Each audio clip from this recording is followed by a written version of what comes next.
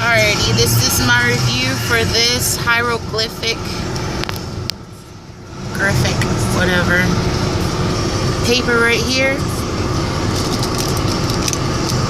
It's not tape.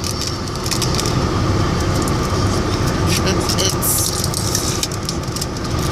that part looks like tape, but it's more like aluminum foil, it looks like, but it doesn't keep its shape.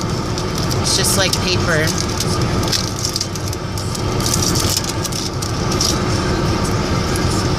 See? Just a lot of that pretty paper. I give it 5 stars because there's a lot of stuff you can do with it.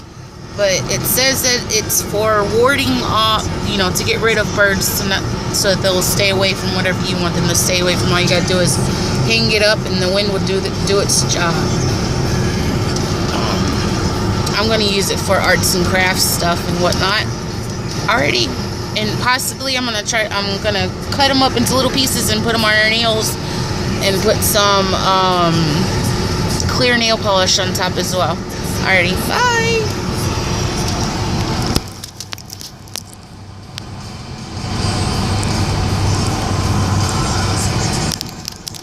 If I can get it off.